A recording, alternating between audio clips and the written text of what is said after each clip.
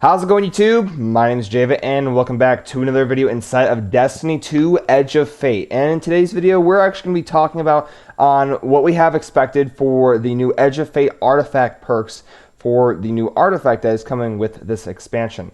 So without further ado, let's stop wasting any time and get straight into it. So you guys may all know that every season or so episode, we always get a new artifact, and it looks like this is actually our new artifact. Right on the right side here, you also see a new little detail right here. New gear bonuses, you got the armor and the weapons. So let's explain on how this artifact is going to work and what kind of new perks we have coming with this new artifact. So, of course, there are a lot to look forward to this summer if you're a Destiny 2 fan. The new expansion of Edge of Fate will launch on July 15, 2025. And with that, brings some of the biggest changes the game has seen in years. And we're getting a brand new destination called Kepler, a new movement, armor 3.0 system, and much more. In today's video, we're going to talk about the artifact system. So, let's actually go through this, and they actually have some gameplay of the first mission. So if you guys haven't seen that, I would suggest looking at that from different sources like Mr. Raffle Waffles. You could check out his channel on YouTube. I'm pretty sure he did a video on the first mission inside of the Edge of Fate expansion. So let's get that right out of the way. So the name of this artifact is called the Implement of Curiosity, or whatever you guys want to call it. And this was credited to Mr. Raffle Waffles. You can check him out, like again, on YouTube, or he might have some social medias as well. So the new artifacts we have, as you can see in the first column, I'm just going to go over the first column. Looks like we have the return of sidearm unstops, and which sidearm unstops, in my opinion, are like one of the best. And we have hand cannon unstoppable rounds. We also have scout rifle and pulse rifle anti-barrier.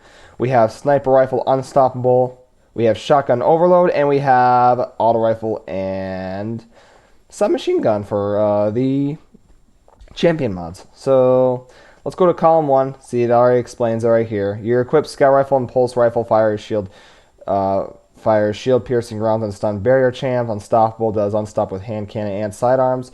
Gun stop sniper. Overload rapid fire. Yada yada yada. Not too much I need to go over, but this is, if you want to read this is what it'll explain for you with the overload. Column 2. We have, which is this column right here. It actually shows one of them called One with Frost, and this is a stasis ability. While Frost armor is active, stasis weapons gain increased reload speed and stability. Very, very nice. That's increased reload and stability for any stasis weapon is very, very nice, especially if you're using like the Lost Signal weapon. Stasis swords gain increased guard resistance too. So when you're guarding, you get more resistance, so you mean you take less damage when enemies are attacking you and you use your guard.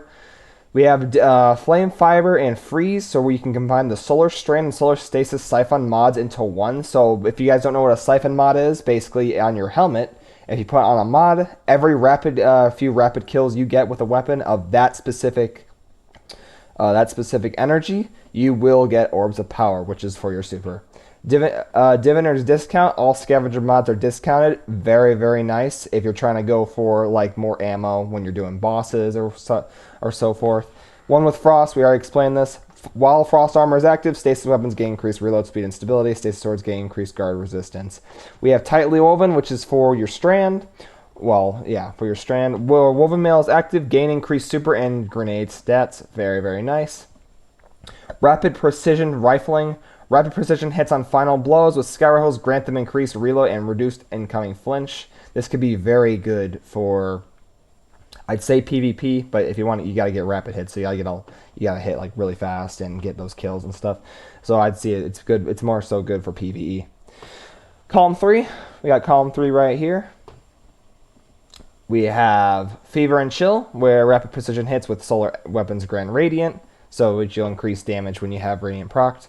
Rapid precision hits with stasis weapons grant frost armor. Elemental Benevolence, where you're granting allies an elemental buff, gives class ability energy. Frost Renewal, while you have frost armor, taking critical damage releases a burst that freezes nearby commands and grants frost armor to you and your nearby allies.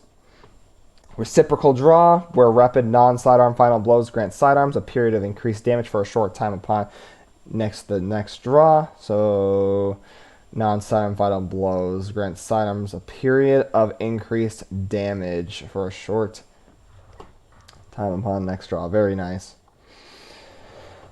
Refresh threads. Picking up an elemental pickup matching your subclass element or tangle while you have a strand super grants energy to your least charged ability. That could be really good too. We have column 4, Threaded Blast. Destroying a tangle with strand damage increases the radius of the explosion and its damage. Cauterized Darkness, where stasis or strand debuff non-boss combatants take increased solar damage from all sources.